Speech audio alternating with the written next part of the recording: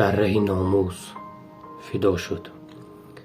تسلی به مادران شهیدان میهن که چند پیش در مرز تاجیکستان و قرقیزستان جنگیده برای مادرشان، برای فرزند و خواهرشان، برای میهنشان و مهمتر از آن برای ما و شما قربان شدند. هرچند که پرورده به دامان شما شد، امروز فدا در ره آسایش ما شد.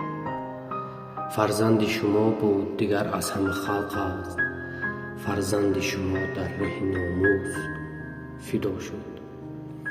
جبران نتوان کرد دیگر اشک شما را، از اشک شما در دل ما زلزله ها شد. در خانه جان و دل ما جا شده است و با گریه مپرسید که بیچاره کجا شد. در قسمت هر مرد بود حکمتی بسیار، در قسمت هر مرد بود حکمتی بسیار. با نوحه مگویید که این کار چرا شد. در خاک قدم های شما سر بگذاریم، با مهر شما کودکتان مردی رسا شد. قربان همه شیر و شکرهای شماییم، چون شیر شما در رگشان خون وفا شد. با لطف خدا موج دعا شب پسری ما در سلک عزیزان و شهیدان خدا شد.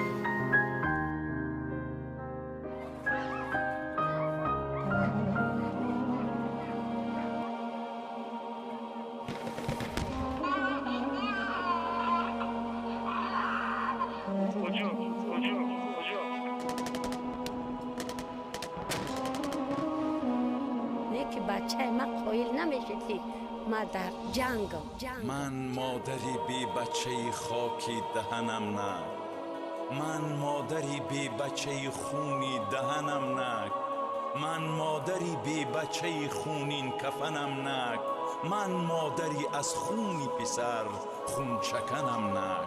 من از خوب نیستم که پدرم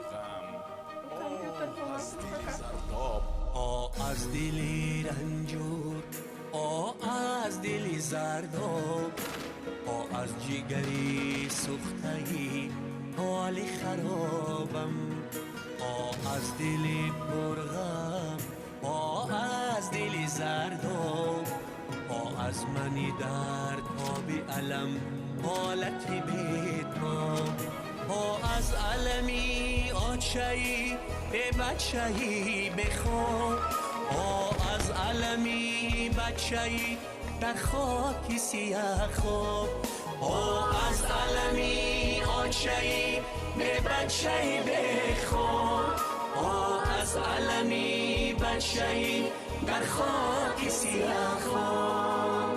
همه قوه یک جای کنید، همه قوه سفربر شود.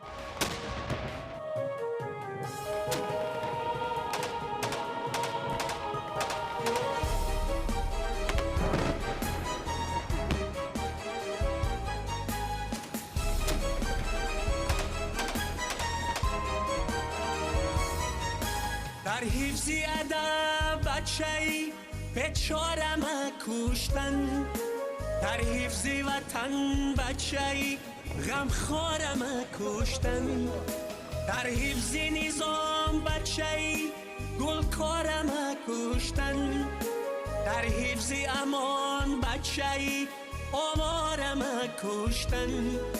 لعنت به همه تیر و کمان آهی بچم لعنت به همه بی ادبان آهی بچم لعنت به همه فتنه‌گران آهی بچم